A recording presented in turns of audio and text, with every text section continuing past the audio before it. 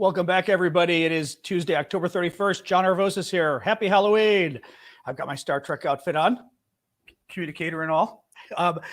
Hey, got to have some fun here, folks, with these kind of topics. Welcome, everybody. I am John Arvosis, coming to you live from Washington, D.C. This is where I cover the latest news from Ukraine, but also from Israel of late. Let me get TikTok rolling on my iPad.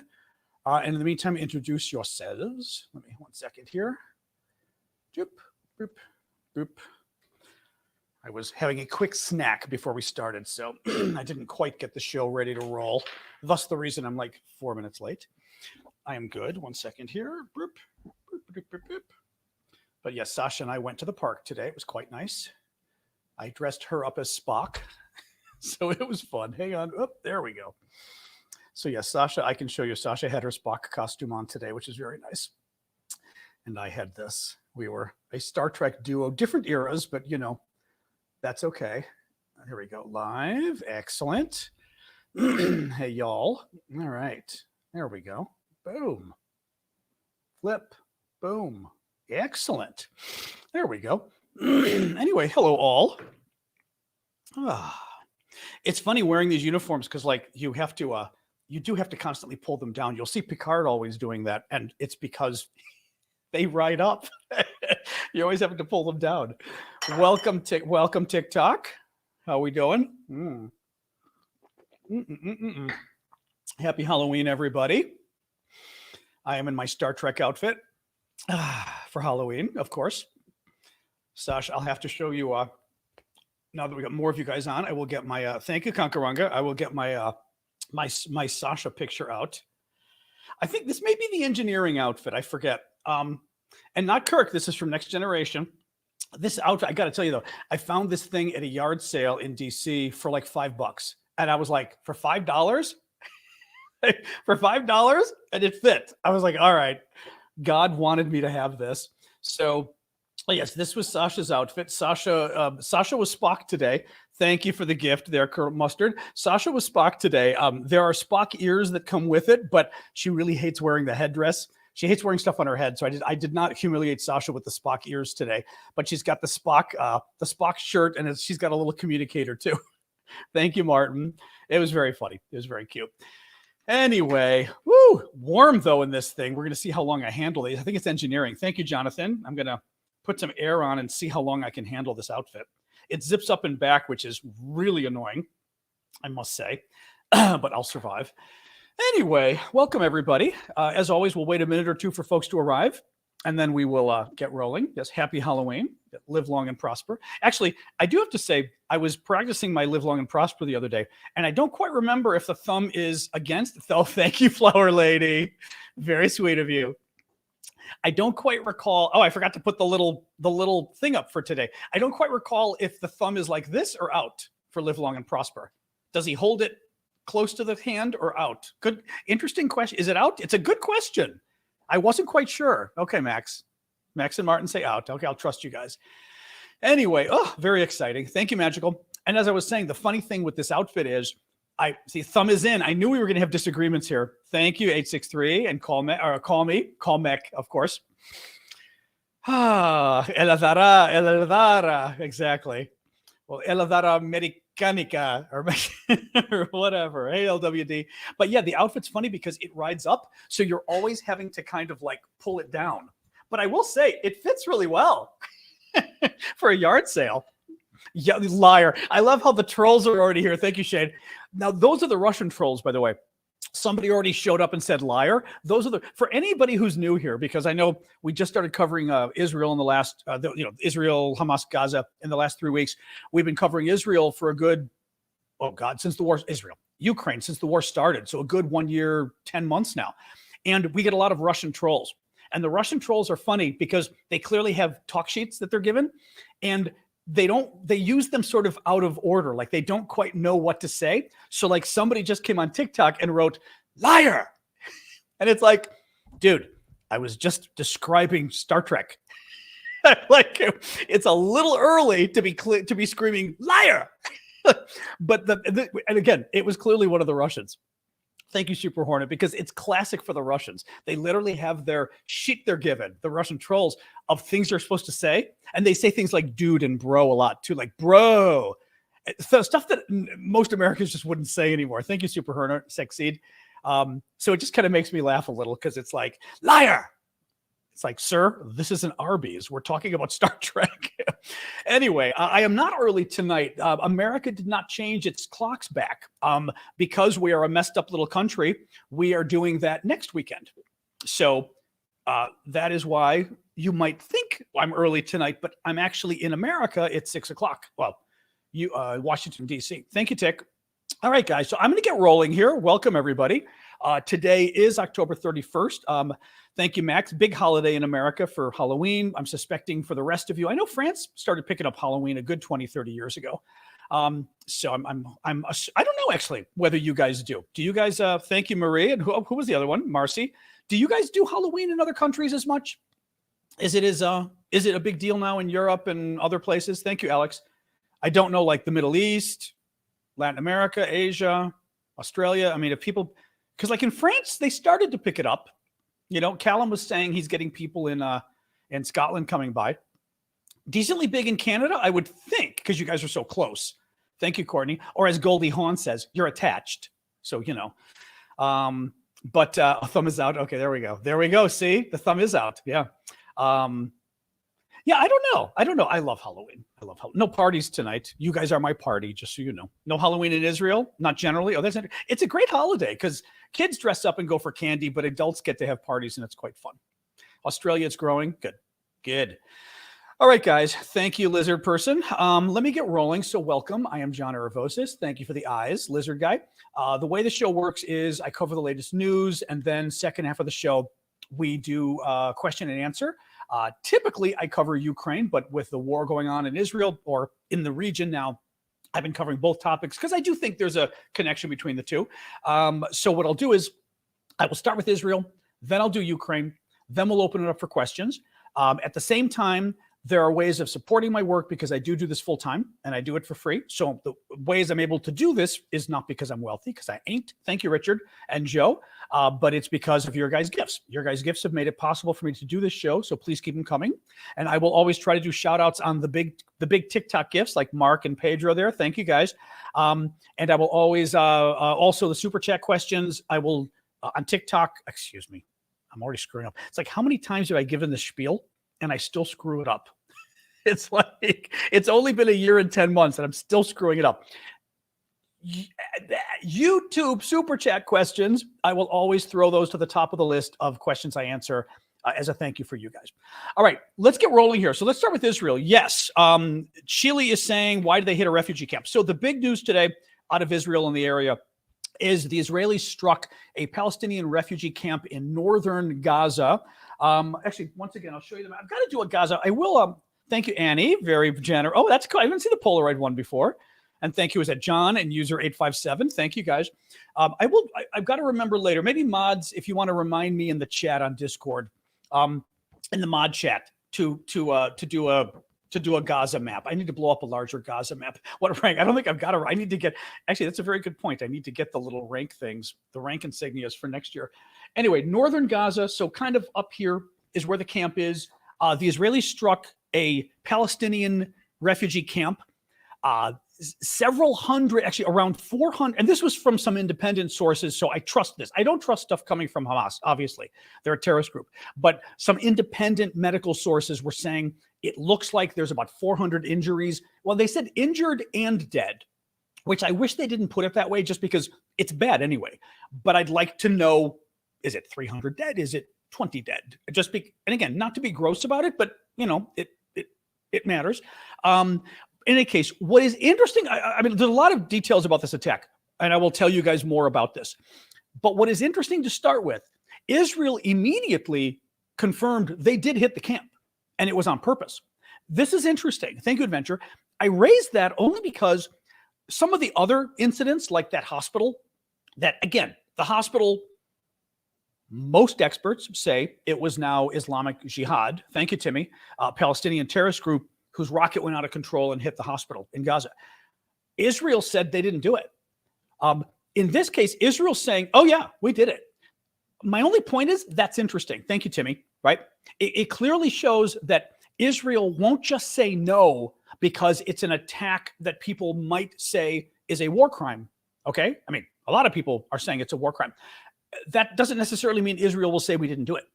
Just keep that in mind, I'm saying, because if anything, it gives me a little more confidence when they say no, because they're saying yes to this. And this is causing a big stink. Thank you, Pam. So basically, yeah. So Israel hits a Palestinian refugee camp, northern Gaza. The camp is called Jabalia or Jabalia. I'm not sure where you put the stress on it. The Israelis say there was a Hamas commander there. His name is Ibrahim Biari. He was there with dozens of additional Hamas terrorists. He was killed. They were killed. What is interesting, a couple different things. CNN has been reporting on it because it's a big story today. And I mean, a lot of people are very pissed about this attack. Obviously, the Arabs are pissed, but a lot of other countries are very upset with Israel. CNN reported, one of their reporters in the area said, this camp has long been known to be a stronghold for Hamas. Oh, by the way, with Hamas, because I either say Hamas or Hamas, the former Israeli ambassador to the U.S. was on CNN today. Guess how he says it? Hamas. Because I always say Hamas. That's how I learned to say it. And people were like, don't say it that way. Former Israeli ambassador to the U.S. So I'm going to suspect that there's multiple ways of saying it. In any case, what was interesting is I was going to say here. Oh, yes. So CNN said the camp has long been known as a stronghold for Hamas. So I'm going to warn you up front. Actually, I'm not going to respond. I shouldn't respond to trolls and stuff. My sister told me don't respond to the trolls, but it's important to say. I'm going to give you guys the facts, and sometimes you're not going to like them, and sometimes the Palestinians aren't going to like them, and sometimes the Israelis aren't going to like them, and that's too bad. But I'm going to give you the facts. CNN reported today, their correspondents who know this stuff, that this camp has long been known to be a stronghold for Hamas. That's known. Second of all, anybody who says not true, give me a break. Hamas long, and again, you can Google it yourself. Hamas long known to hide among Palestinian civilians. They use the Palestinian civilians as human shields because they don't care about them. Well, it does. We're going to get to why it matters in a second here. The second thing, there are news reports, and actually if you look at some of the pictures, some of the analysts are saying too, news reports that part of the reason the attack was so deadly, or damaging and deadly, injurious and deadly, is because several minutes after the attack, the ground caved in underneath a lot of people, as if there was an open space beneath the ground that caved in after the attack, as if there were tunnels under there. There also were warnings of massive secondary explosions caused by stored ammunition. Here's the problem with this, guys, and I mean, I will tell you up front, I'm very in between on this one. Now, I know a lot of you are going to say, don't be in between. Thank you, Sean. But I'm very in between on this one because I knew this was going to happen. I mean, this is not a surprise. Israel, on the face of it, Hamas attacked Israel. Actually, let me rephrase this. Hamas declared war on Israel. Gaza declared war on Israel. Hamas is the government of Gaza. They declared war on Israel just as much of Syria, because Hamas doesn't represent the Palestinians. Guess what? Assad doesn't represent the Syrians either. This is just like Syria. So Gaza declares war on Israel. A horrific, I'm going to tell you, by the way, another story of what happened on October 7th. Okay, that's okay. Don't spam. That's all I ask, Khalid. Try not to spam the same thing over and over. Well, don't block him, but just try not to spam the same thing, Khalid. We ask sort of the Israelis and the Palestinian supporters both. I don't mind you guys putting up flags, but don't do the same post over and over because it kind of gets annoying for people. So thank you for that. But mods, don't ban him or whatever. Mute him or give him a warning and mute him if he doesn't or whatever. I mean, because anybody putting their flags, give them a timeout, but don't ban them because they're just putting up flags, obviously. I don't mind flags. I just don't want them to overdo it. So here's the problem, okay? Once Hamas attacked Israel, declared war, and declared it in a way that was so horrific, they didn't just do a terrorist attack. They did a massive, the worst terrorist attack, the worst death for Jews since the Holocaust, okay? Worst terrorist attack in Israel's history. Once they did that, Israel has to respond by destroying Hamas. I mean, I'm sorry, people can disagree, but that's obvious on its face. The response is going to be, we've got to destroy them, Hamas. The problem becomes, and this is a fair point, the problem becomes, what do you do? What do you do? Because Hamas is running Gaza. And it is a small area. It is a very, population density is very high. You've got a large, I think it's like 3 times the population density of Los Angeles or something, 2.3 million people in Gaza. It's a very small area. That's actually, well, actually, I mean, even to show you here with Israel, you've got 2.3 million people here. All the yellow is Israel. Israel's got about 10 million people. So you look at this, 10 million people versus 2.3. I mean, 2.3, if you pulled it out to 10, that would be like this many people, 10 million at the same density versus all of this in Israel. So it gives you a sense of how many people are in Gaza. It's a ton. You've got a terrorist group that runs a country, country, whatever you want to call it, territory next door. They declare war on you. They do a massive, horrific attack on your people to the point where you have to destroy them. But they're hiding among the civilians next door. What do you do? Do you not respond? This is the point that I've raised from the beginning. And by the way, like I said, from the beginning, there are going to be so many civilian deaths in this war. There's also going to be so many deaths of Israeli soldiers and also certainly Hamas militants, terrorists as well. But the problem for the Israelis here is, do you not attack? Because Hamas hides among civilians. We know that. Do you not attack?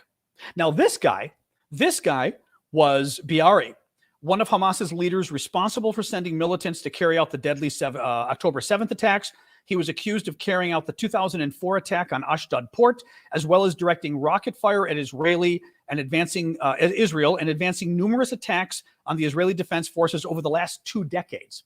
He's a commander that for the last 2 decades has been doing attacks on Israel. What do you do? And the problem, and I don't say this, the other thing I say is, because this is not a one-off thing. This is standard. These guys are all hiding among civilians. They're all hiding among civilians in Gaza. And as we said, it is quite possible he was in a tunnel underneath, because at least the initial reports are the ground caved in, which caused a lot of the deaths, and the ground caved in because there were holes underneath. What holes were underneath? Well, I'm just saying, it's one of the things, because what I'd studied at graduate school at Georgetown, I did law, but I also did foreign service master's, which is international public policy, basically. And the study was very focused on making policy decisions. So it wasn't just, kumbaya. Wouldn't it be nice if we solved climate change? It wasn't like that. It was, back then we didn't even talk about climate change, but it was specifically what, not just what needs to happen, what can happen, what can governments do? What can a government do and what can't a government do because of the political pressure and everything else that they're facing, right? And that's the problem you get with this, is Israel has to destroy Hamas. Hamas is hiding among civilians. So what do you do? What do you do? Do you just not respond? Does Israel just not? Because by the way, keep in mind, guys, people are pissed today, and they should be. Today was a horrific attack. I mean, right? The deaths were horrific today. But the problem is, they've been pissed at Israel from the first day Israel attacked, right? From the first day, Israel had like 1 day of people feeling sorry for it. And then from the first time Israel bombed Hamas in Gaza, there were worldwide protests. So you can say Israel, actually, I kind of have a theory about this. And again, I'm really not trying to justify it. I'm trying to walk through and say, why is Israel doing it? And what else could Israel do differently? And the problem, I think, to some degree, and I'm not Israeli. I mean, I'm Greek American, so I have no connection to Israel. But if I were Israeli right now, I'd be saying, A, all the anti-Semitism and everything else we're seeing around the world, all the protests, everybody hates us, and they don't hate us because of Gaza. They hate us. They've always hated us. B, the Palestinians attacked us. They're terrorist groups, and they don't want us to respond. Nobody wants us to respond. They're not pissed about today. They were pissed about a hospital we didn't even bomb. They were pissed before the hospital. Israel got 24 hours of sympathy. And as soon as Israel attacked Gaza, everyone beat up on it. and said, and there were protests, right? Worldwide, Arab world protests, Europe, all across America. Protests just because Israel responded at all. Again, put aside what happened today, right? These protests, people were pissed way before today.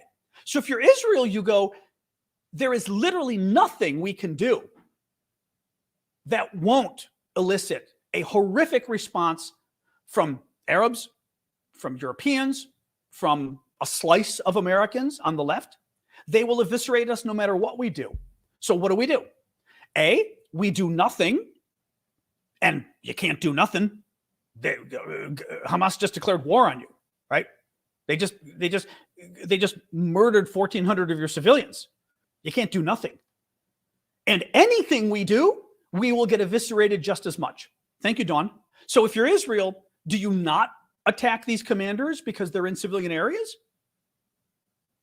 I mean, now I would argue, the other side of the argument is you still have to take into account the civilians would be the other side of the argument. The other side of the argument would be you just can't do it. But the problem is if Hamas is hiding among civilians, does Israel simply not attack at all? Right? Does Israel simply say, oh, well, we were attacked by an enemy that hides among its own people, so I guess we can't respond? You know, I saw people say, not today, but I mean, other times people were saying, oh, they should just do surgical strikes. Well, surgical strikes are still going to kill civilians. Thank you, Lamb Chop. It's not like Hamas is hiding in a headquarters in the middle of a field, right? You know, so that they make sure they're not near anybody else. They're near everybody else. So if you do a surgical attack, you're going to blow up civilians anyway. All I'm saying is, feel free to be outraged, but I always say, give me an alternative. Give Israel an alternative for what they should do to destroy Hamas that won't hurt Palestinian civilians in Gaza. And I don't think there is an alternative, and that's what worries me, because I don't know that there's a solution to this. Thank you, Bonnie.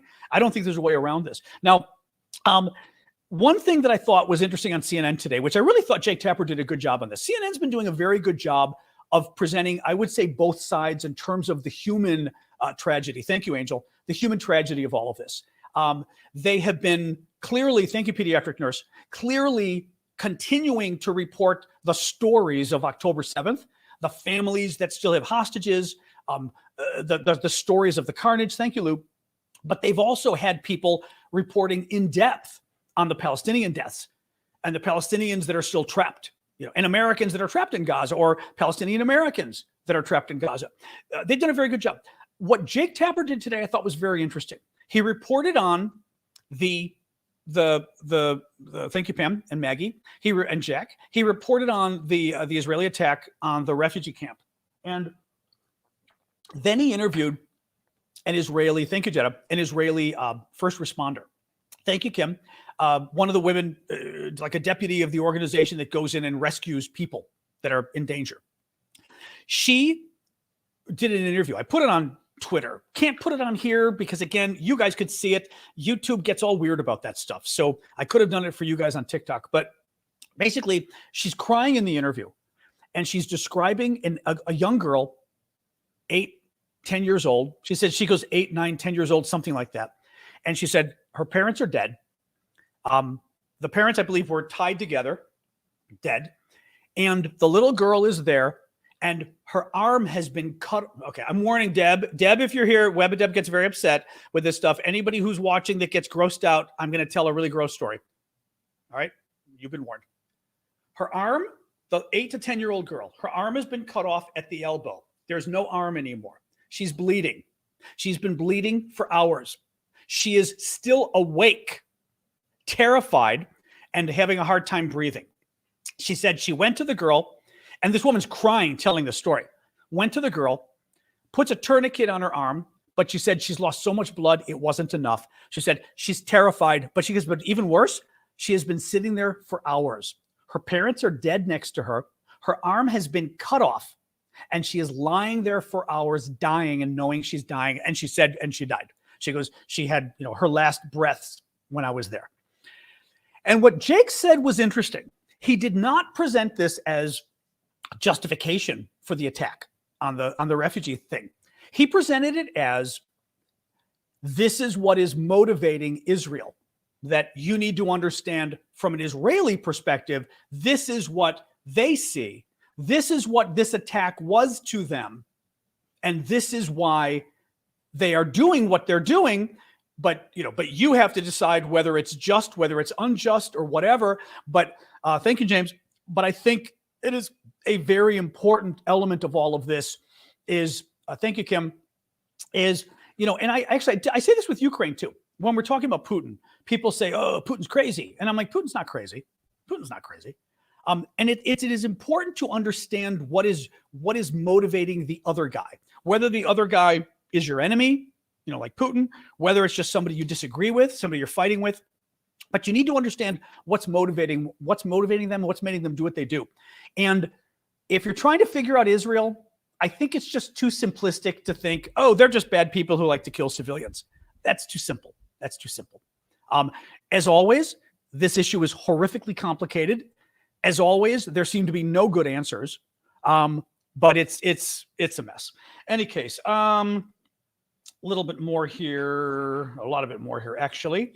300 additional U.S. troops are being sent to the Middle East. The Pentagon said Middle East and Africa, so not clear exactly where they're going. The U.S. has about 2,500 troops already in Iraq, 900 in Syria. Thank you, Amy, for that. U.S. law enforcement has detained a person of interest regarding the threats against Jewish students at Cornell University. This was a big story on Sunday night, where somebody or somebodies got together and threatened to kill and called for the death of Jewish students at Cornell University, a very well-known university here in the States, in New York State, upstate New York. And Jewish students pretty much had to hide on campus. They threatened specifically to go to one dormitory that had a kosher, thank you, Becca, that had a kosher a cafe. Oh, thank you, James. I hadn't seen that before. Thank you for that. A kosher diner or whatever there, dining hall for the students. And the Jewish American students were told to basically shelter at home, not to leave their dorms. The FBI has been investigating, and they found, well, as I said, a person of interest doesn't necessarily mean the person who did it. It can, but it doesn't necessarily. But they did find somebody. A little bit more on this. I'm going to tell you a little bit more on anti-Semitism and also Islamophobia going on in the States right now. Thank you, Big Hawk. The director of the FBI was testifying before the United States Senate today. Thank you, Becca. Saying that the threat of hate crimes in the U.S. has reached historic levels. He said the Jews were particularly at risk. The reality is that the Jewish community is uniquely targeted by pretty much every terrorist organization across the spectrum. And when you look at a group that makes up 2.4% roughly of the American population, it should be jarring to everyone that the same population accounts for something like 60% of all religious-based hate crimes, and so they need our help. On the Muslim side, in a report published last week, the Council on American Islamic Relations, they're kind of the big Muslim American group here, or Muslim Arab combination group here in the States, civil rights group, said it received 774 complaints from October 7th through October 25th, compared to an average 16-day period of about 225 complaints.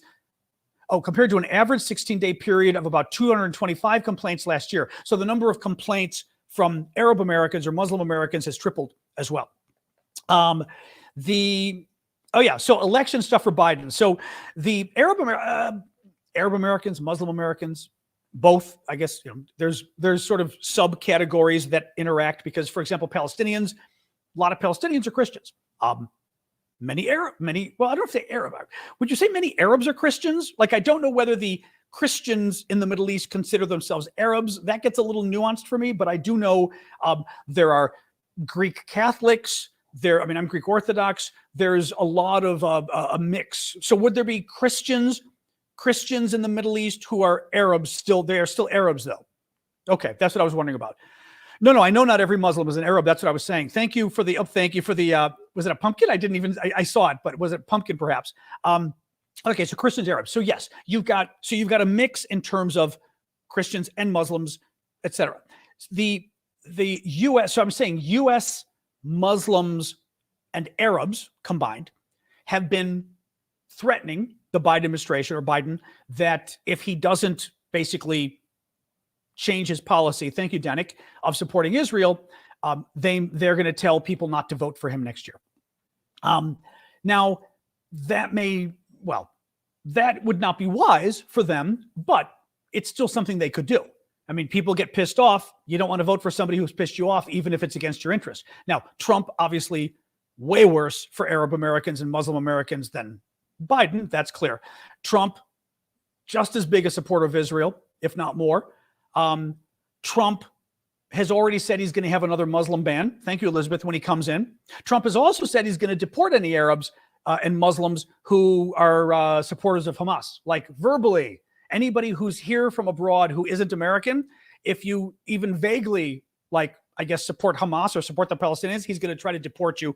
I don't know that he can do that legally, but this is how crazy Trump 2.0 is going to be. Having said that, it is still possible that Arab Americans or Muslim Americans may not want to vote for Biden. I mean, you still get pissed off at a candidate. You don't want to do it, right? Even if it's not in yourself, even if it's against your self-interest. Another group today put out the same threat to Biden. They put out an open letter saying Muslim, Arab, and allied voters will withhold endorsement, support, or votes for any candidate who endorses the Israeli offensive against the Palestinian people. But I'm going to listen to this, though. Your administration's unconditional support encompassing funding and armaments has played a significant role in perpetuating the violence that is causing civilian casualties and has eroded trust in voters who previously put their faith in you. The problem is that Jewish Americans, much more important than Muslim Americans, if we're talking about electoral votes and influence in elections. The Muslim voting bloc is not big in America. Arab American voting bloc is not big. They're not powerful. They don't have power. Jewish Americans do. So do Greek Americans. So do a number of religious right fundamentalists. They've got a lot of power. Arab and Muslims do not.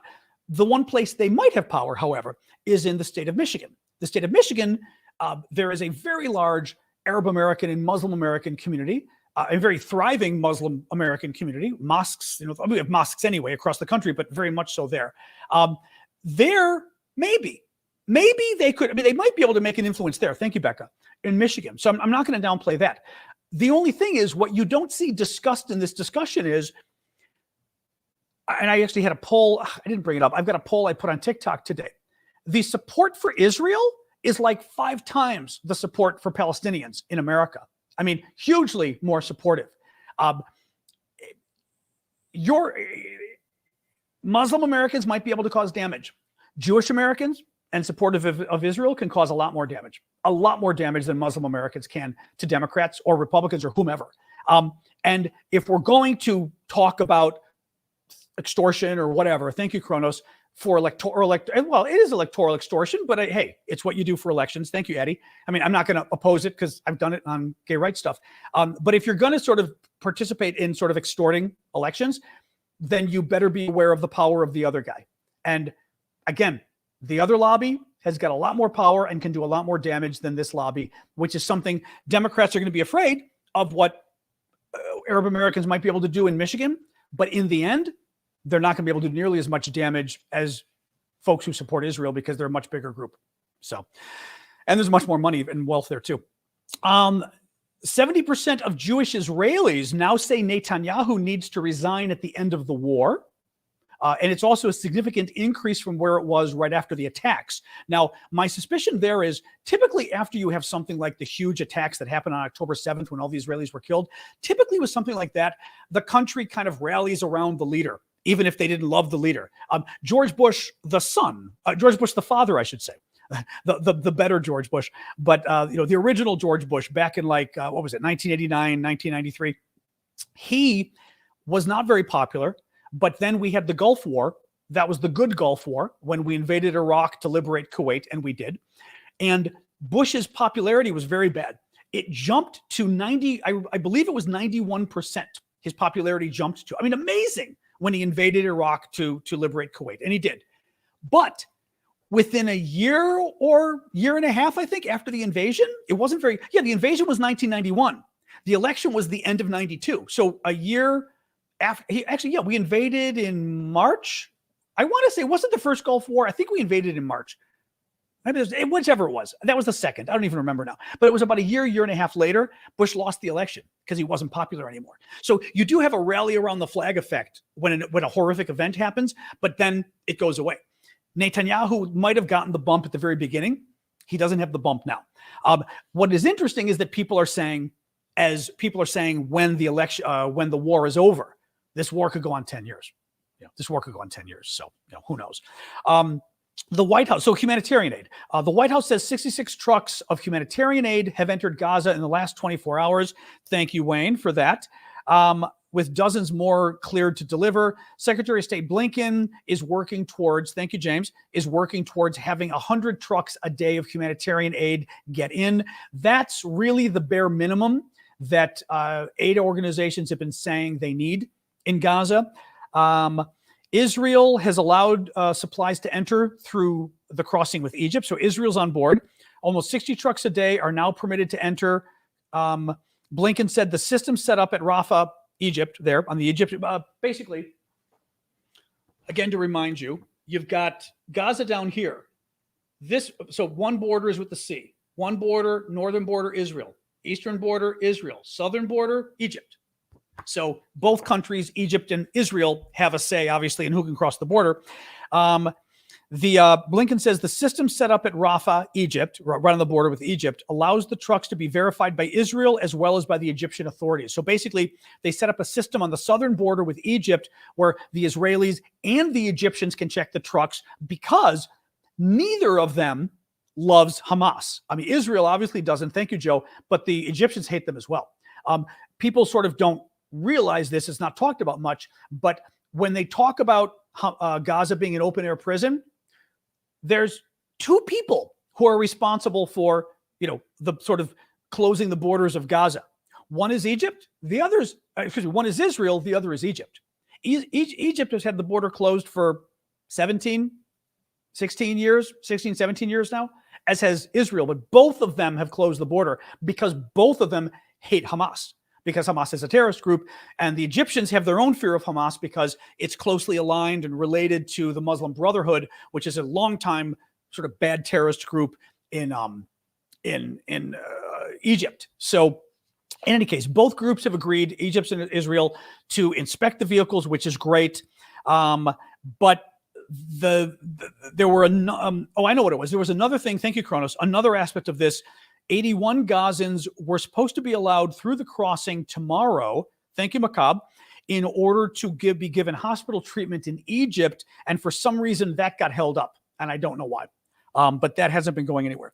Now, Blinken today, who's U.S. Secretary of State, he also gave some more figures on the Americans, at least, and actually the total numbers of foreigners who are stuck in Gaza. Remember, we were talking the other day, and I was saying how there were, the Brits said there's 200 British nationals who are stuck in Gaza, and basically Hamas won't let them out. And that basically they're hostages.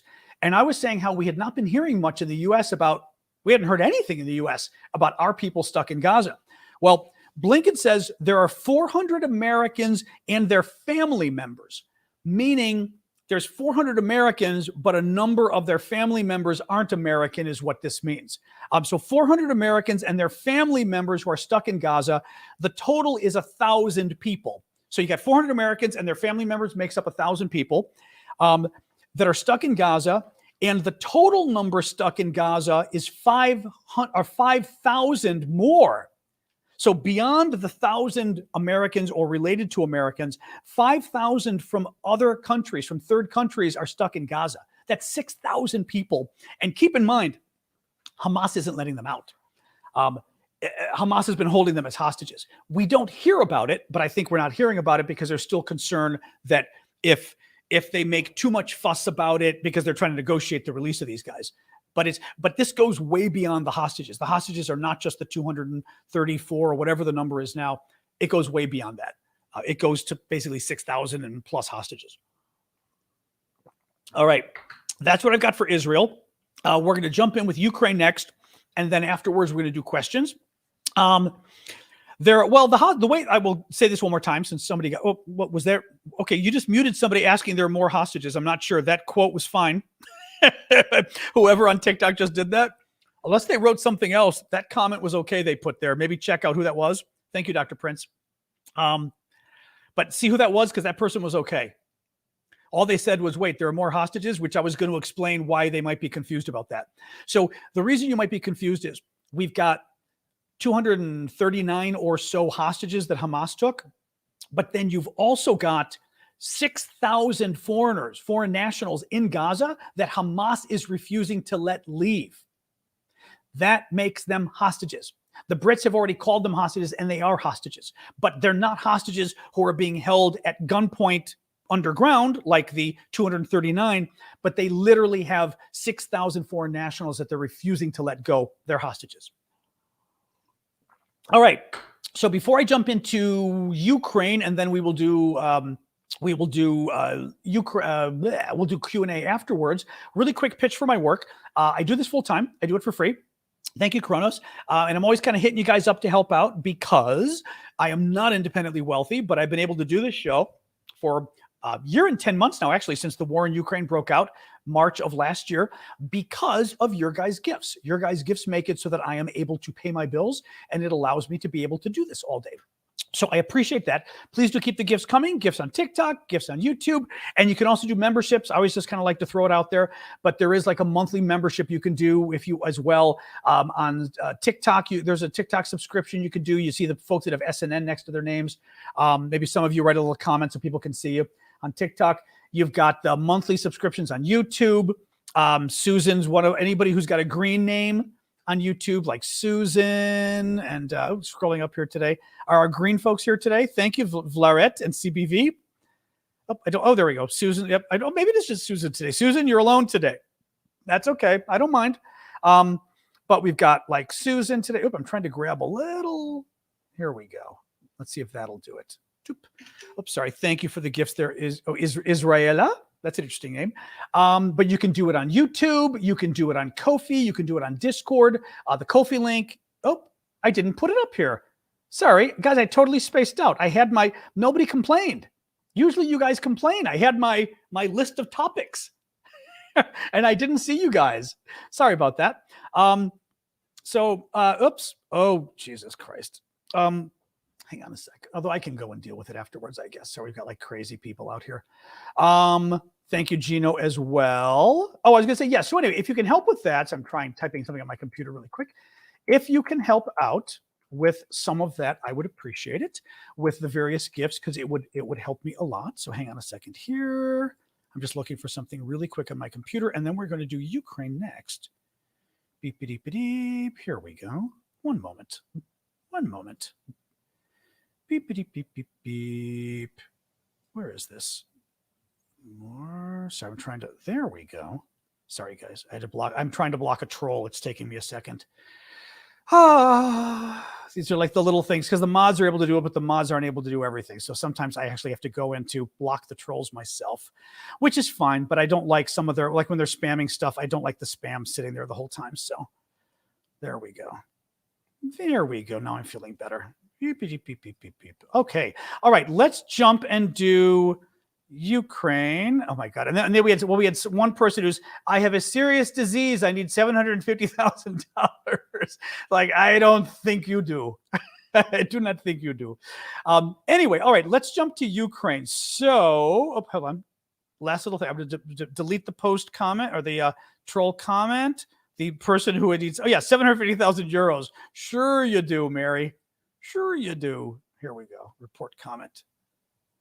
There we go. Spam. It's not even spam. It's a scam. Well, whatever. You take YouTube configure, Facebook configure it out. Okay. All done. There we go. All righty. So here we are. I'm back. Here we go. He's going all over the place. You're leaving us.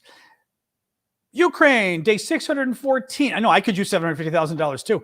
Day 614 of Putin's 3-day special military operation. Ukraine has made some more advances today. Of course, the advances are slow, guys. They're always going to be slow. But Institute for Study of War, a very good defense think tank, says that the Ukrainians have made confirmed advances near Bakhmut and in western Zaporizhia. Get my little map. Bakhmut, you all know, is the town up here where there's been a lot of fighting going on for months. Zaporizhia, Western Zaporizhia over here. So Zaporizhia, that's the big area where there's been tons of, really, I would say the biggest part, thank you, Aiden, sort of the biggest part of the Ukrainian counteroffensive. That was the place we were sort of hoping for the big breakthrough for the Ukrainians to get through. So there has been, again, more progress. It's confirmed, but it's slow. It's slow, so I'm not going to lie to you. It's going slowly. Thank you, Chazak. Russia appears to have withdrawn troops from Belarus. This was kind of interesting. So Belarus, I will show you on Eva's lovely bigger map. We have another t-shirt map that Eva made for me. So Ukraine is here. Belarus is the country right here. Like this is all Russia. Russia big. Ukraine here. Belarus is here. Belarus is a partner of Russia in the war. And Putin has removed most of his troops from Belarus. He had a good, I don't know if it was like 15, 20,000 or something like that, but he had a good number of troops in Belarus. They're not there anymore. What is interesting to me is whether that is an indication of the fact that the Russians are basically scrounging for troops wherever they can get. There were some reports in the last few days, too, that the Russians, for the first time, are trying to hire women for combat roles. They're going after a lot more of the convicts as well, the prisoners, where they basically promise to wipe out their prison sentence if they fight. And removing the troops from Belarus, it just feels to me like they may just basically be, they can't even afford to station troops there because they've got to have them fight. Explosion occurred at one of Russia's largest military plants, according to the Russian state news agency. Facility out in the Urals, which is east, like Siberia, produces explosives for ammunition and small arms. Again, could Ukraine have been involved? I don't know. It's certainly interesting. We'll put it that way. Interesting. Sending a posted letter to Ukraine. Does the recipient's address need to be in Cyrillic or English? English should be fine, right, folks? Ukrainians jump in here, but I'm sure English has got to be fine for the postal service there. I know when I don't know. I'm assuming so, right? I haven't sent anything, but I'm going to be sending Vlad some stuff. Yeah. Okay. No, I did send Vlad some stuff. I put it in English. Yeah. English is fine. Okay. English is fine. You're good. Thank you, whoever you are. Thank you guys for chiming in. Russian forces struck a thermal power plant in one of Ukraine's frontline regions. They also did significant damage to a energy facility, causing electricity and water supply cutoffs. This is, a couple of days. So this was the same one. This is the same one. There was another attack. So this was an attack last night, I believe. The attack the day before was against another energy facility in eastern Ukraine. Basically, Russia has started going after energy again in Ukraine, and they're trying to take down the power, and they're trying to take down the water. They're doing exactly what they did last winter. A report by the United Nations High Commissioner for Human Rights found that all 59 people killed in Russia's missile attack last month on the village of Khroza were civilians. This is the attack that happened.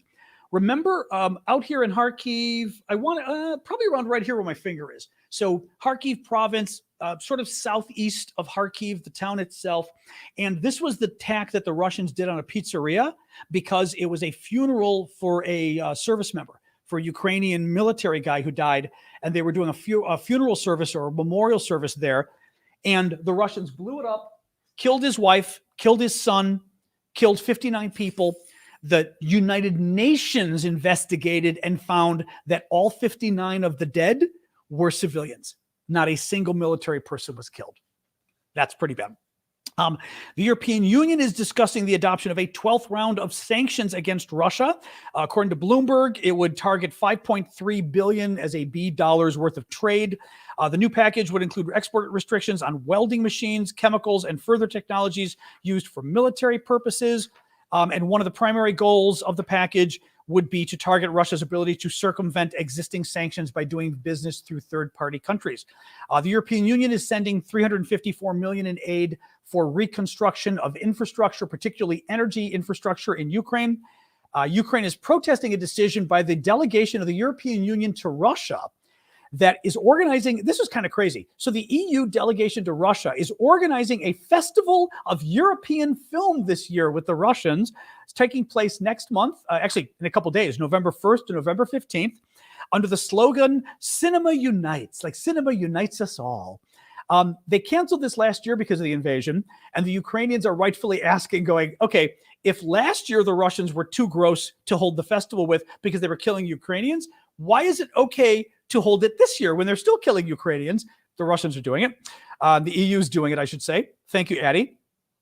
Putin, this is great. So remember we were talking yesterday about how in Russia's province of Dagestan, which is a Muslim majority province in I think it's like maybe southern Russia maybe, and how they were rioting. A mob with hundreds of these men. It was with the videos out there, crazy stuff. Hundreds of Muslim men, Russian men in Dagestan, rioting at the local airport because somebody had told them there were Jews afoot, and that like a Jewish plane had arrived from Israel full of Jewish refugees.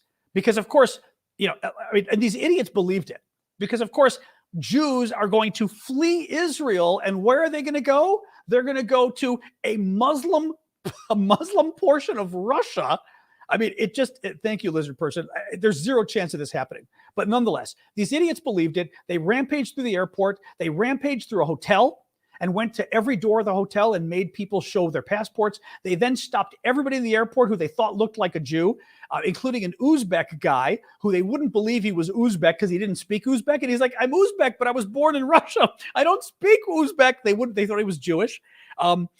Well, they then went on the tarmac and tried to find planes, and they stopped airplanes trying to find the Jewish airplane. These guys, and they're screaming Allahu Akbar the entire time. These guys were insane.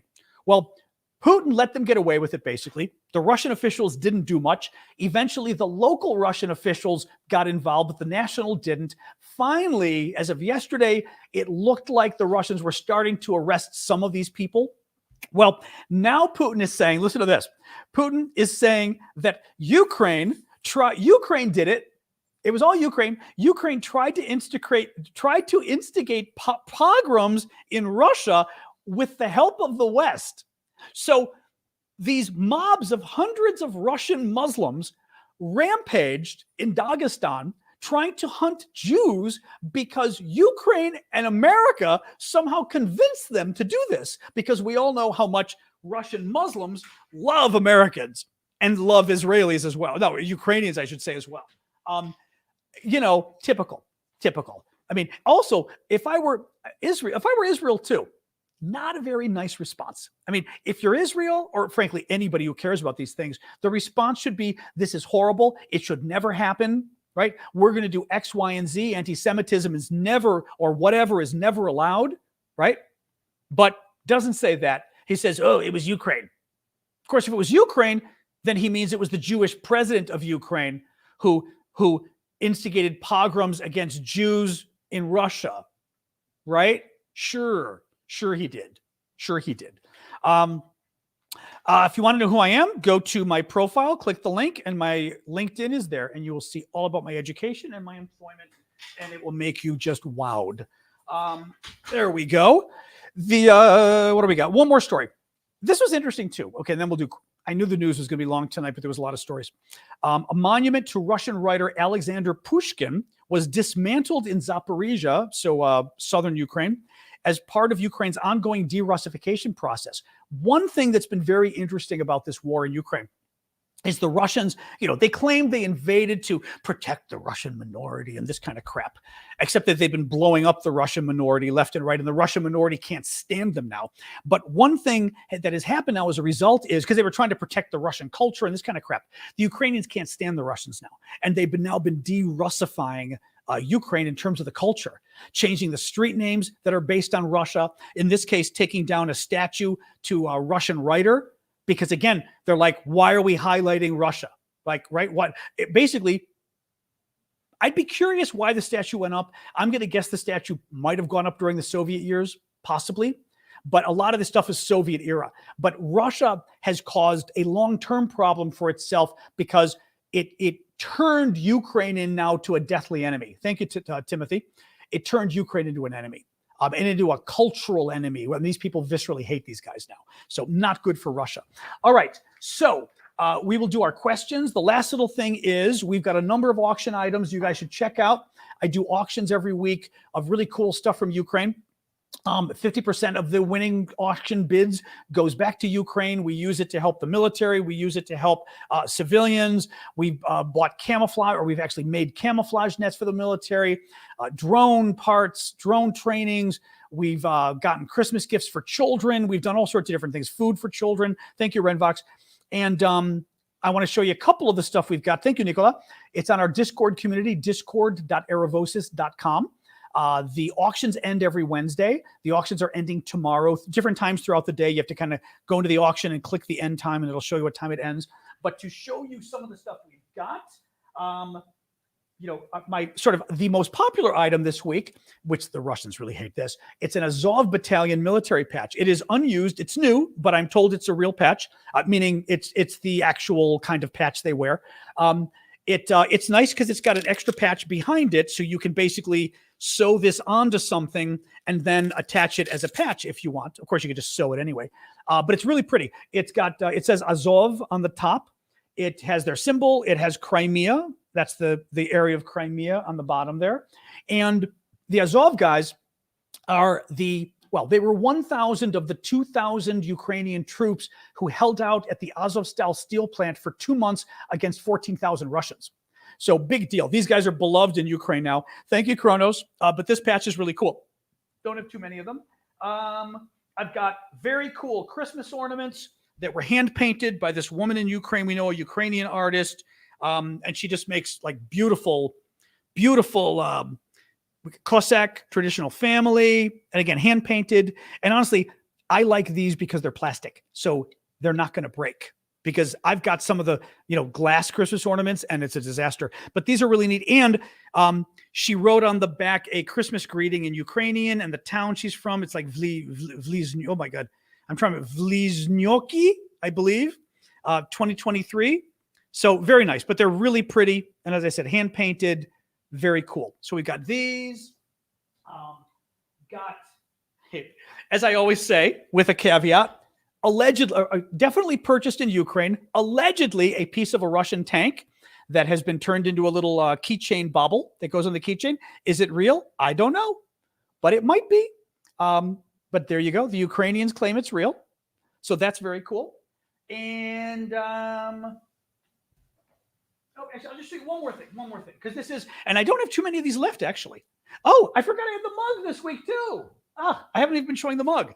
The coffee mug, which I love this. This is from the Ukrainian Postal Service. It shows the stamp of the Russian warship Go F Yourself stamp that the Ukrainians created about the Russian ship, the Moskva. That sailor or the soldier is giving the middle finger to the Russian ship, which is pretty cool. This is based on, very cool. This is based on, I keep forgetting I had this. This is based on the first day of the war.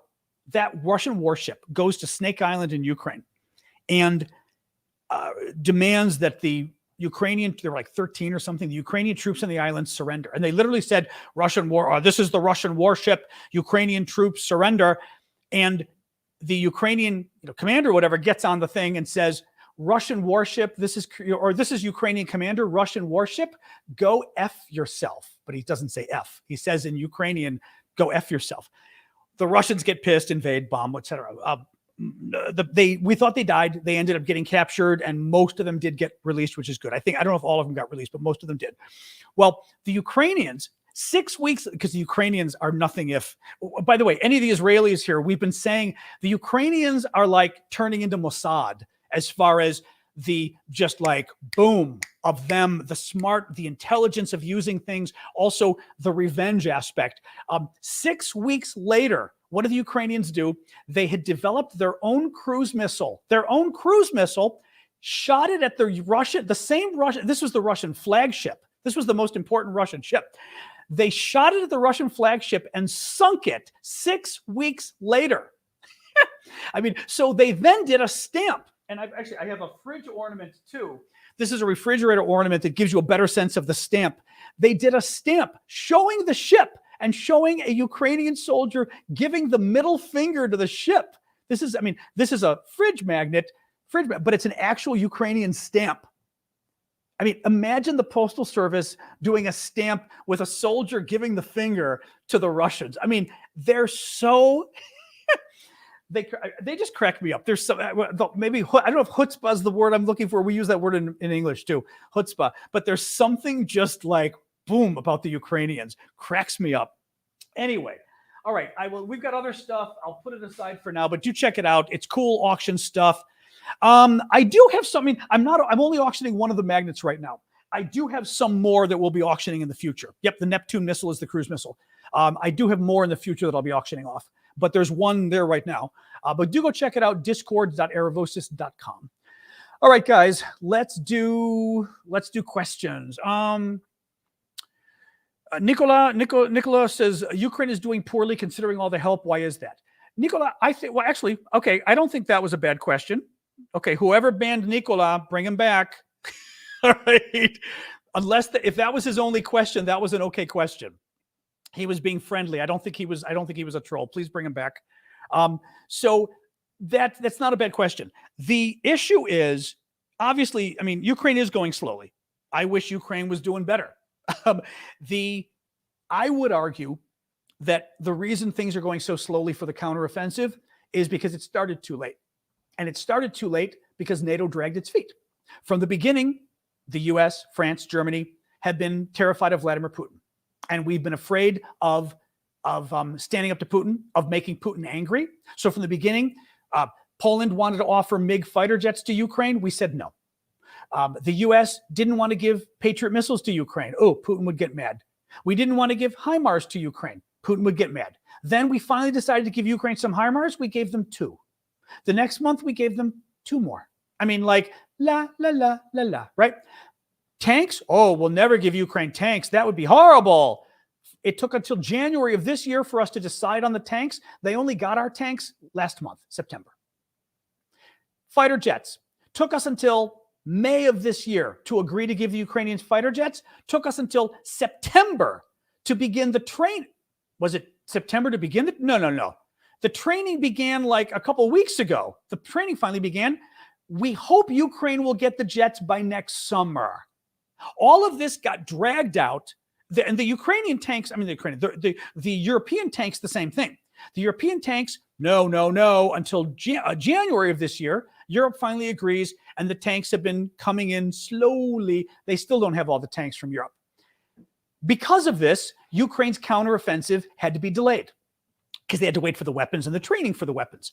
The counteroffensive got delayed, and and last but not least, those wonderful American ATACMS missiles that we held off until like 3 weeks ago to give Ukraine, even though all the experts said Ukraine needed them. Biden administration said, oh, they don't need them. They won't make any difference. They were afraid of making Vladimir Putin angry again. So what happens? Ukraine gets those weapons 2 weeks ago instead of a year and a half ago. Well, the counteroffensive was delayed. Russia had lots more months to dig in, lots more months to put down landmines and tank mines and everything else. And what happened when Ukraine finally started its counteroffensive? It was facing a Russian defense that was a hell of a lot better than it would have been had we enabled the Ukrainians to go to war many months before. So Ukraine is having a hard time with the counteroffensive because, frankly, we screwed them over. That's why Ukraine's having a hard time. No, I really mean it. I'm sure they've got some issues. I'm sure if you want to look at the battle strategy, there's some things they did wrong. I mean, I've heard of this from people, some of the things they did wrong, but we screwed them over. Anybody who's come to my show a lot knows my take on this. Anybody who's new may not. But the Biden administration has been afraid from the beginning of pissing off Vladimir Putin. Biden does this. Now, let's see in the Middle East. It'll be interesting to see in the Middle East what he does, because at least when it comes to Ukraine, he's afraid of Putin. Thank you, A63. He's afraid of angering Putin, and I don't know what Putin has nukes. Guess who else has nukes? We have nukes. And I don't mean that as I'm threatening Putin with nukes. I mean that as, guess what? Putin knows we have nukes. If we don't want to go to war with Vladimir Putin because he has nukes, I got news for you. Putin doesn't want to go to war with us because we've got nukes. He knows that. And for Biden to assume that we're the only ones who don't want to go to war with Russia, but Russia would love to go to war with us, is ridiculous. No, Biden screwed. He did an amazing job for Ukraine, but Biden never wanted Ukraine to win. He always wanted a tie. The Biden administration's goal here was a tie. It was Ukraine get back some of its land, but not all of its land. And in the end, both sides would say, this is too hard. Let's just have a truce. And Ukraine gives up a lot of land. Russia does I don't know what, and everybody goes home happy. And then, by the way, the narrator jumps in and says, the Greek chorus jumps in and goes, and 5 years later, Vladimir Putin invades again for the rest of Ukraine. It's absolutely ridiculous what Biden did. So, all right. Sorry, you got me. That's almost as bad as asking me about the United Nations. I think Biden effed it up. He did a great job, but Biden never wanted Ukraine to win, and he got his wish. Ukraine is not. I don't think Ukraine's winning anymore. I don't think Ukraine's losing, but I don't think Ukraine's winning. Angelina, you can always ask. I don't always promise I'm going to, use every question people put up because we get a lot of them. Don't do it, Tula Kiwi. Crafty Estonians. Ukraine is very supportive of Israel. I did not know this. I was asking our friend Vlad, but also you see Zelensky. Ukraine has always been very supportive of Israel. And Zelensky has been very supportive of Israel in this conflict. Very interesting. I don't know enough about the history of Ukraine and why that is. Because Vlad said we've got a lot of Jews in Ukraine and a lot of Jews back and forth, but Russia's got that too. You know what I mean? So I don't know what it is, but it very, very much so. Yeah, very much so. Anyway, I don't know. Magical. I saw Blinken's testimony, but I didn't watch it all. My take on China, not sure what you mean. China, bully, Asia, causing more trouble, risky. The Chinese have been playing games with our aircraft, with Filipino boats and all sorts of things. They got within like 10 feet of one of our aircraft the other day. Incredibly dangerous. Incredibly stupid and dangerous. Some bomber of ours within 10 feet. They could have knocked it out of the sky. The Chinese are playing really dangerous games. There's an arrogance there, a very dangerous arrogance there, I think. But we'll see. We'll see. What else? I am wearing a Star Trek uniform because it's Halloween in America. So, and even though these topics are horrifically serious, we have to have a little bit of something. Oh, keep the gifts coming, and also I always forget to tell you guys, click the likes. They can't hurt. The like buttons, and follow me too. I always forget that on TikTok and YouTube and everywhere else. Thank you, Kronos. I always forget that. Do make sure you follow me as well, obviously. Israel screwed up attacking the USS Liberty. They did. Of course, wasn't that like 1968 or something? When was that? Guess what? We weren't very nice people in the 1960s either here in America. So I don't hold grudges that long. Yes, I do not have a tricorder. Sorry. The like button should be working. I don't know. Is it not? Thank you for the candy there. Oh, I didn't think candy. That's true, Marcy. I wasn't thinking candy as candy Halloween. You're right. Very cute. Thank you. What else we got going, guys? No, nothing. My mug has water. My mug always has water. I really can't drink and do. Somebody said that I have something extra in my mug. I can't drink and do stuff like this because when I drink, I get a little tired and my memory starts to go. Just a little bit of drinking, my memory goes, and I just can't. I couldn't ever do a show like this. So no, I will never be. I will. This is not your mug. No. This is the Amazon one. Your mug I've got inside. This is the. Oh, thank you, Livestar and Jetta both. Thank you guys, and Zach. Oh, Zach had the swan. Thank you, Zach. What else we got? I used to have one of those flip phones that was like a tricorder. I love those things. Oh, that's your mug. You mean what? Like when I die, you get this mug? Okay, fair enough. Fair enough. What else we got, guys? What else we got? What else we got? Again, Ukraine or Israel or whatever. Do you think Ukraine will push to get the goal of the sea and cutting off Russia? That's what they want. Thank you, Amy. I just don't know if they'll get it. I don't know. Niger? Oh, God, there's been nothing about Niger, Michael. That's a really good point. We haven't heard, because remember they had the coup in Niger? We've heard nothing. And now forget it. Now with Israel going on as well, that's like, those kind of things are off the map now. Thank you, Joe. Ooh, Congo, even less about the Congo. Yeah. I mean, you're not going to hear a lot anyway in the US about Africa is not widely covered in the US. It's really not. You're from Israel. Say something that'll make you feel less stressed. I don't know.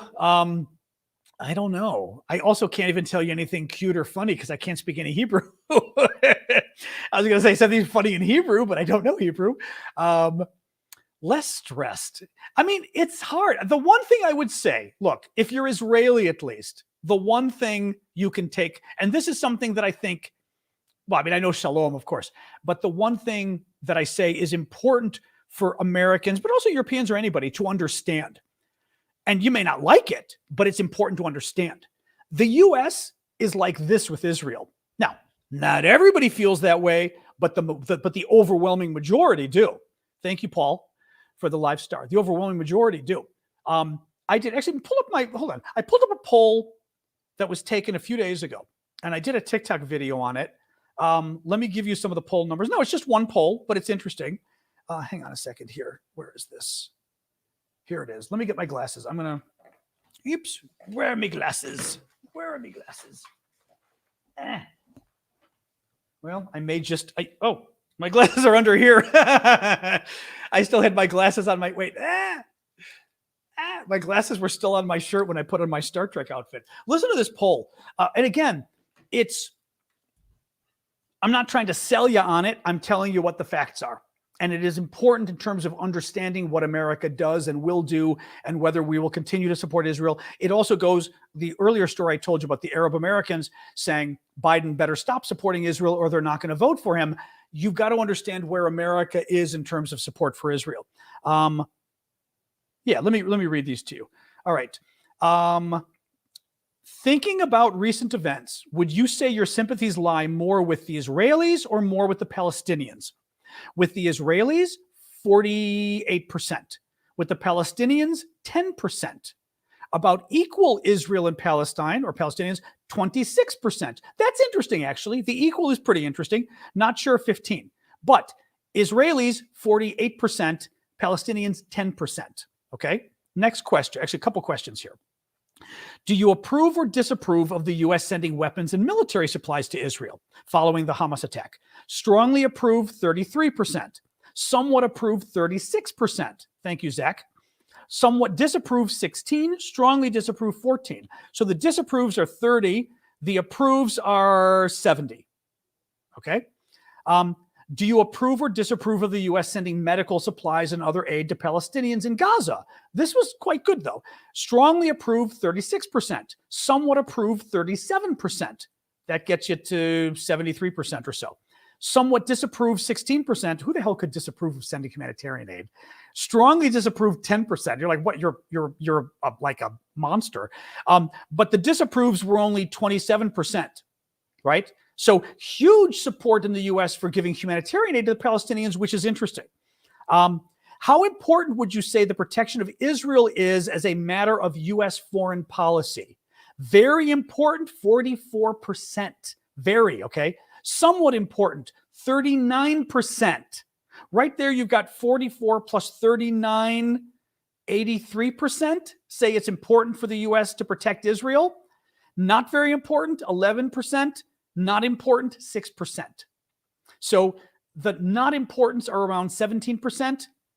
The importance are like 83%. Thank you, Dedike. Do you get what I'm getting at here? And then one more question or two more questions. Would you say the U.S. is too supportive or not supportive enough of Israel? Too supportive, 20%. About right, 51%. Not supportive enough, 16%. So about right or not supportive enough is 66%. Finally, final interesting one, though. Listen to this. Should companies and organizations fire people, lose their jobs, who voice their support for the attack by Hamas against Israel? Now, they're not just saying supporting Hamas or supporting the Palestinians. They're saying, should people who support the terrorist attack against Israel, Americans, lose their jobs? Yes, 27%. No, 47%. And not sure it was like 25. That surprised me, but that surprised me a lot, because with the way it's questioned, I would have thought most people would say, you literally support that terrorist attack? Of course they can get rid of you. But people thought, no. Even though in the same poll, people were wildly supportive of Israel versus Palestinians, they still felt that you shouldn't be punished for it. I thought that was that part was interesting to me. Thank you, Kronos. Anyway, so for the Israeli woman who asked, that would be my bit of comfort for you. It may not be comfort for others, but the US and Israel are like this. And this is also why trying to pressure Biden isn't going to make a difference. It's what was it? Headquarters HQ and News Nation was the poll, which again, it could be, you'd have to look at multiple polls, of course, but the polls, the American polls always, Americans are now, I would like to see the breakdown by party. Previously, there was a poll about a week ago I looked at broken down by party, and clearly Democrats were more divided than Republicans or independents. But Democrats still supported Israel way more than Palestinians. Although there was a wider section of Democrats who wanted us to kind of be in the middle, which was interesting. There was I want to say it was 40% maybe, thank you, Ellen, maybe 40% was, or 45% maybe was support Israel, or there might have been 10% Palestinian, but then there might have been 35% that was you know what, maybe we should kind of be in the middle, which was interesting. That's not a small amount. But, anyway, so there you go. But it's important to know, because I think in terms of what U.S. policy will be, people have to understand that's how strong support is for Israel here, not amongst the left of the left. The left-wing Democrats can be very anti-Israel. They say they're pro-Palestinian. They are, but a lot of them are also anti-Israel. I have to work with these people on civil rights stuff. On civil rights stuff, they don't really like Jews is the problem too. The left of the left, not big fans of Jews. Hate to say it, but it's true, because like I said, I work in Washington, D.C. for Democrats. I've had to work with these people for 35 years. Not big fans of Jews. But not Democrats overall. But the left of the left, yeah, a little scary. What else we got? Beep, beep, beep, beep, beep, beep. And young people are going to be more supportive of Palestinians, or certainly higher support for Palestinians, of course. That's always going to be the case. What else we got, guys?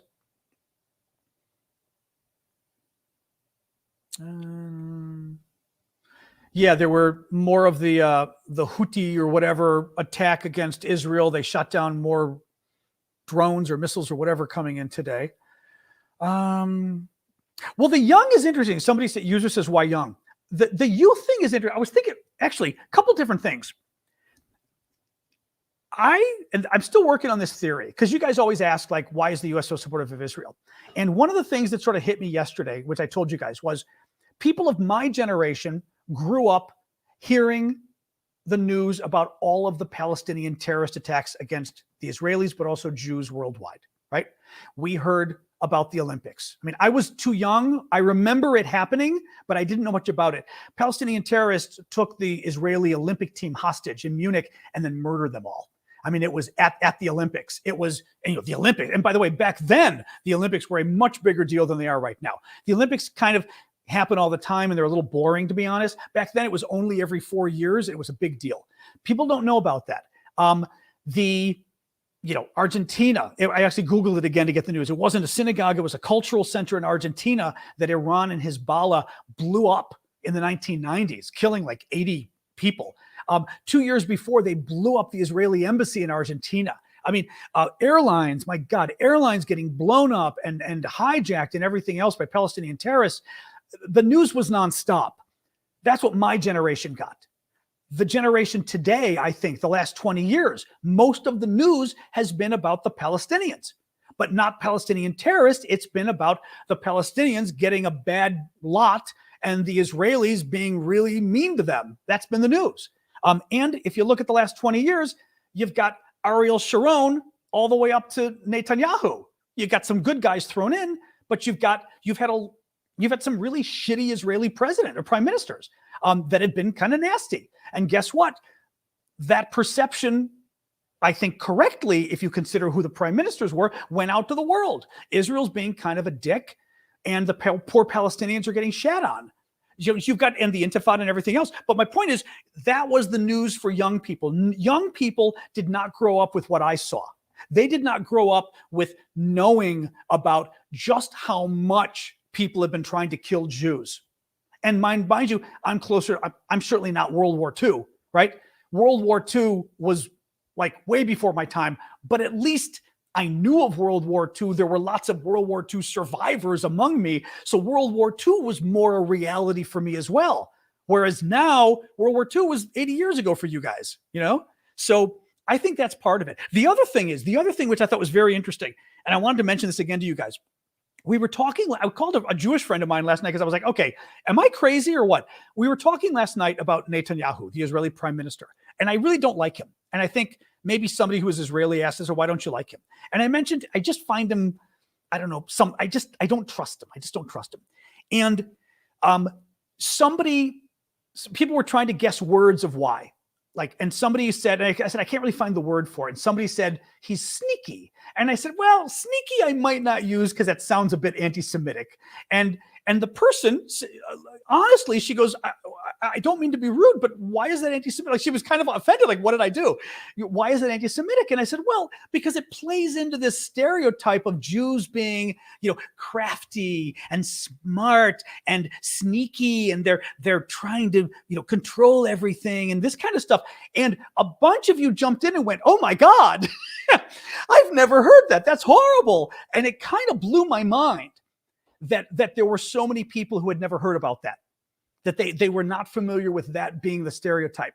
And it also made me wonder what the age group was of the people who were not familiar about the stereotype, But I wonder, user 363, if you mind me asking, how old are you?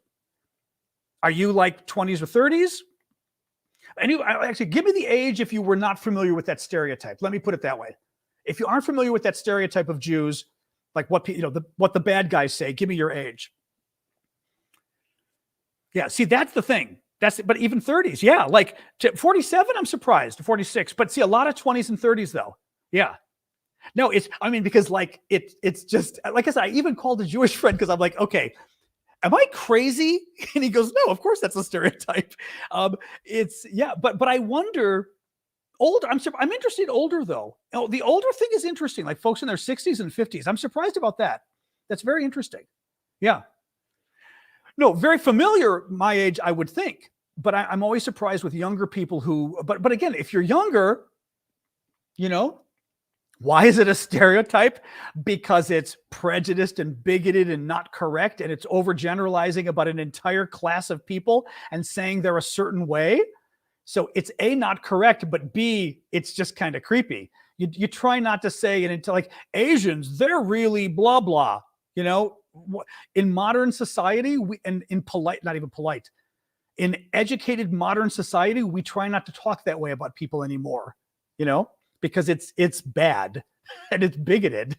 And it's like talking about Arabs and coming up with, well, those Arabs. I mean, that's horrible. We shouldn't say that about anybody. Thank you, Encore. It's just bad. It's anti-Semitism, but it's also it's the larger category of bigotry. I am happy to generalize about cultures. I'm happy to, but it can be used in a way that is meant to minimize a people, dehumanize them. They're nothing but awful. All of them are awful people, so it's okay to kill them. It's okay to not hire them for jobs. It's again, it's been used against everybody. Blacks in my country, once upon a time, even white people, Irish. People wouldn't hire Irish people in America. Yeah, Rose just said the Irish. If you Google, I remember when I was younger, I couldn't believe this. If you Google, you will see signs that they used to have in some businesses that said no Irish need apply. And they were signs saying we're looking for workers, but we don't want Irish, and Italians too. They wouldn't want to hire Italians. And literally you'll see signs. I think I saw Italian signs too, that literally a sign in the window that says no Italians, no Irish. And you're like, and nowadays you'd be like, what is that even like? I don't remember what the history was on the Irish there. Was it the Catholicism?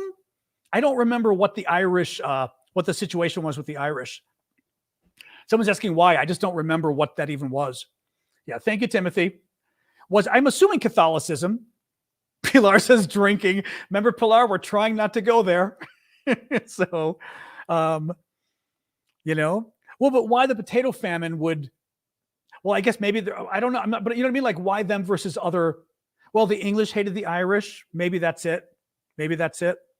No, but there clearly was some, thank you for the ghost there. There was some stereotype as to why people didn't want to hire Irish is what I'm asking. What was it? Although I still think religion, it could have been religion. It could have been religion, you know, because that's always, I mean, that's less of an issue now to some degree, but boy, it was a bigger issue back then, you know? But yeah, I mean, it's Italians, Greeks back then as well. Anyway, a lot of history with a lot of people, but weird though. It's very weird that, like I said, I'm just Irish. I'm like Irish, you know, it's weird.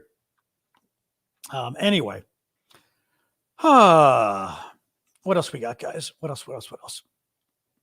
Yeah, and again, it could have just been the newcomers, and they were the biggest crop coming in. It's very possible. Yeah, read your history, dude. Or we could discuss it as adults and share information, like not a-holes. There's that too. Consider it. Might want to, like, next time you join a group, maybe don't be a jerk. Polish people in London. Well, again, immigrants overall. The large influx of immigrants people can turn on, of course. Yep.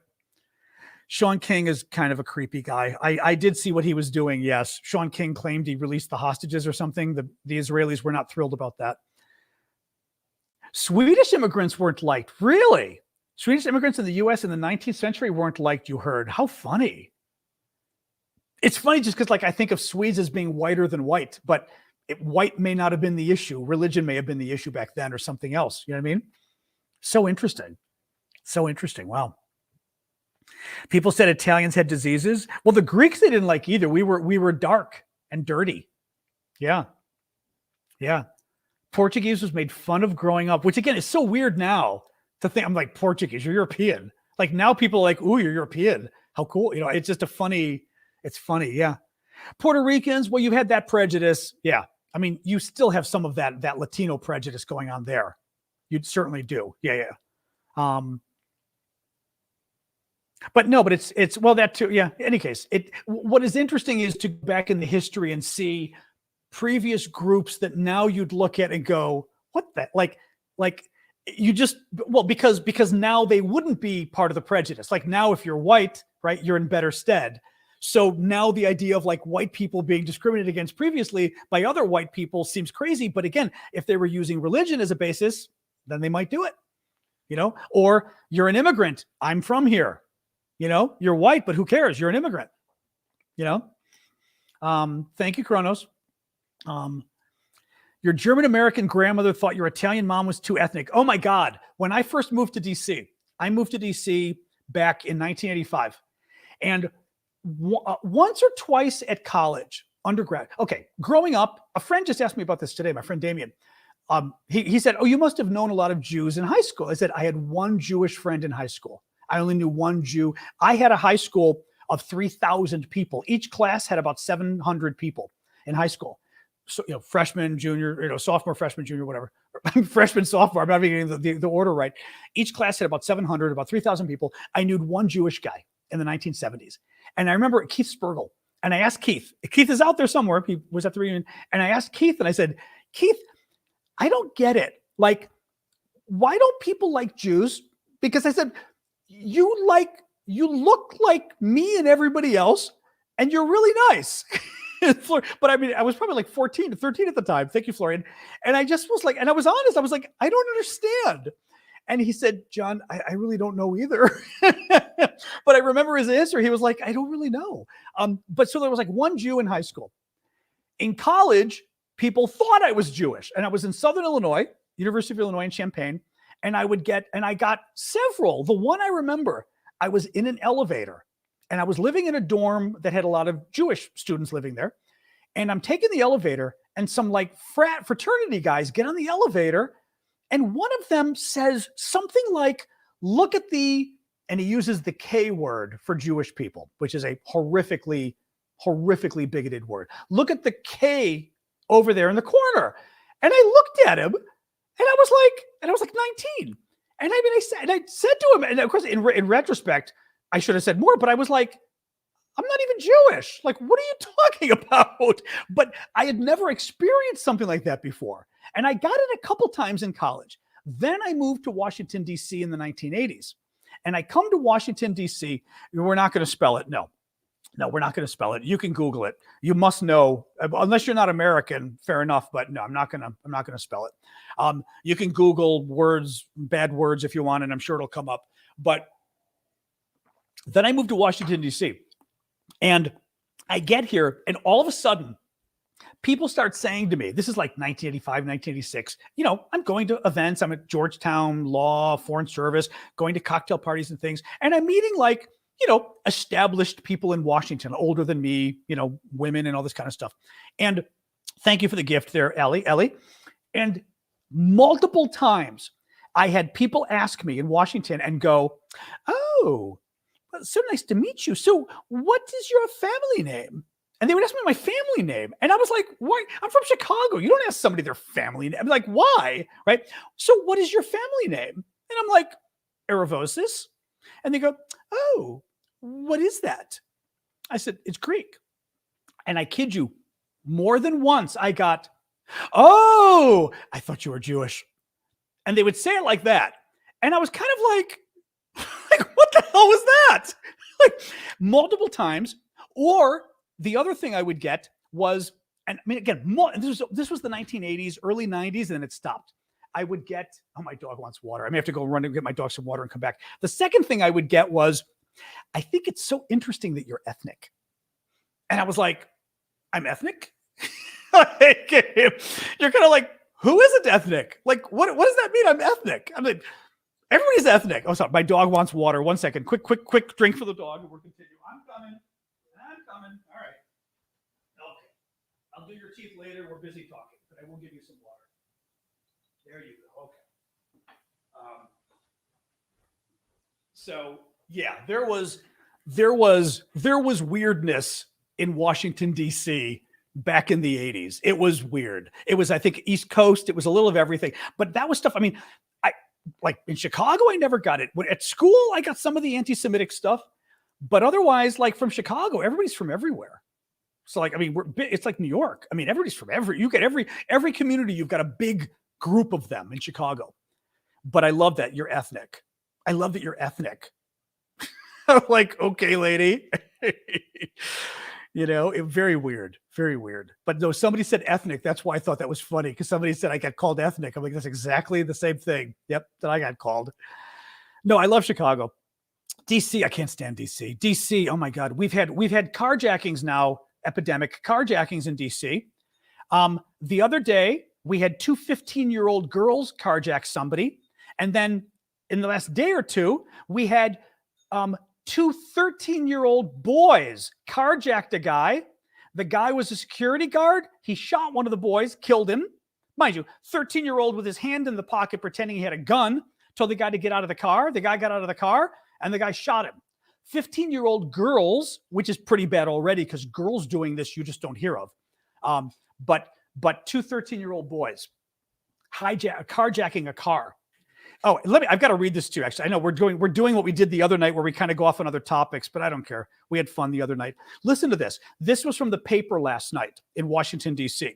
And I copied this from the paper because I read this and I was like, you've got to be kidding me. Hang on a sec. Where is this? Hold on. It's here we go. This was from the newspaper article, and it is the tips the police gave for people in Washington, D.C., because there's so many carjackings. This is now, the D.C. police shared the following tips to try and reduce your risk of becoming a carjacking victim in Washington, D.C. Listen to this. Listen to this list, though. It's insane. Always keep your car door locked and windows rolled up.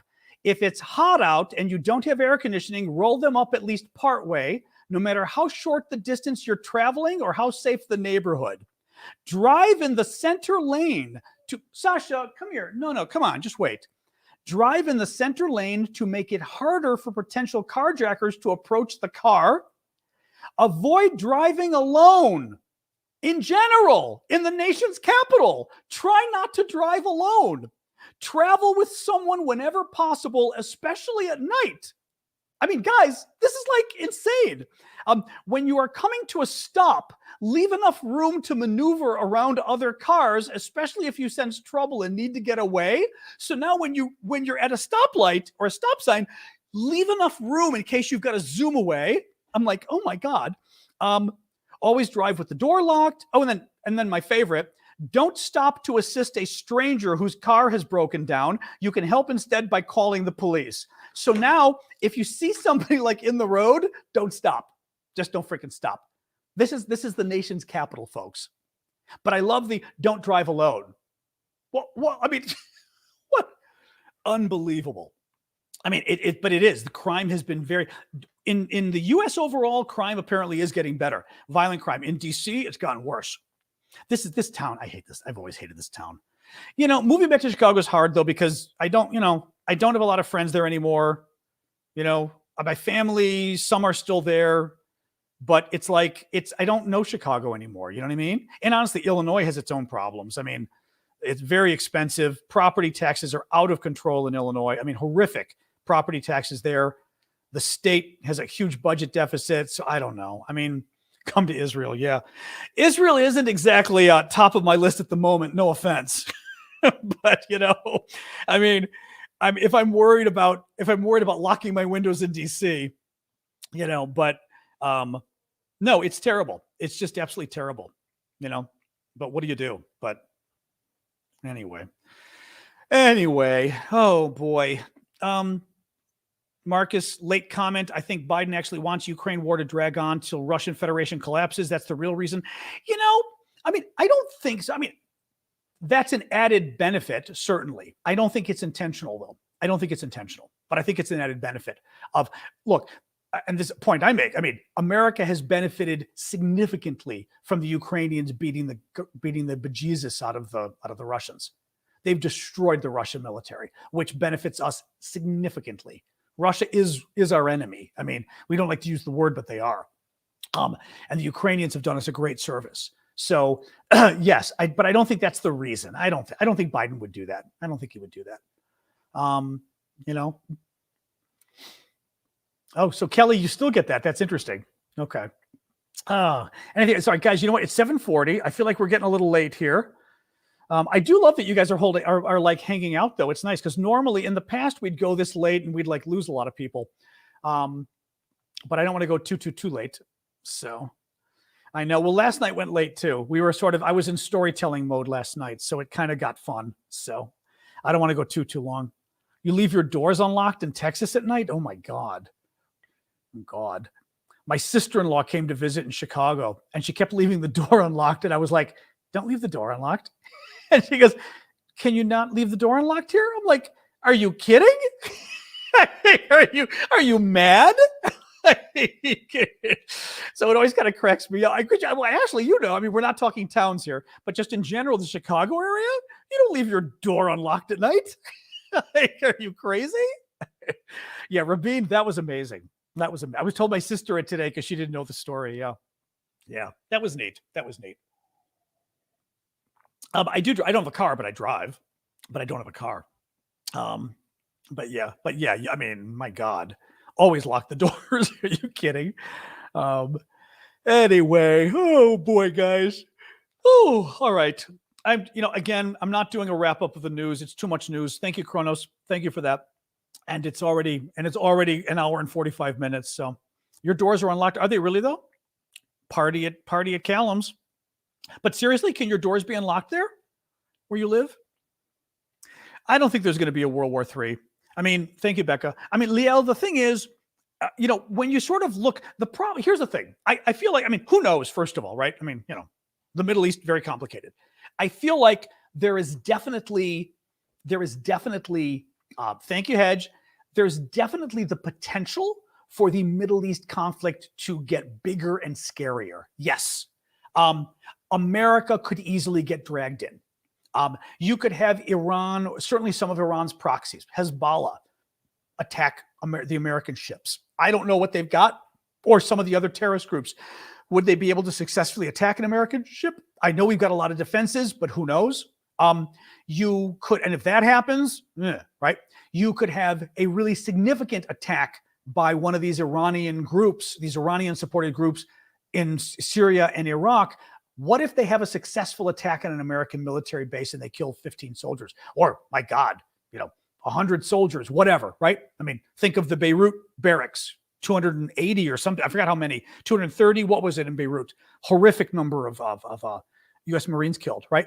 What if something like that happens and then the U.S. really gets involved? What if Hezbollah enters the war and what if Syria enters the war and Israel, 230, Israel starts having a really hard time? If Israel starts having a hard time, America's entering the war. America will enter the war to defend Israel. Absolutely, I think. Because that's who we are with Israel. Thank you, Karen. The Arab governments, could you have a lot of turmoil in the surrounding Arab countries, in Jordan, in Egypt, destabilizing those governments? Maybe, So there's a lot of danger. There's a lot of danger of the conflict getting bigger. But Iran, does Iran really want to get into a war with America? No.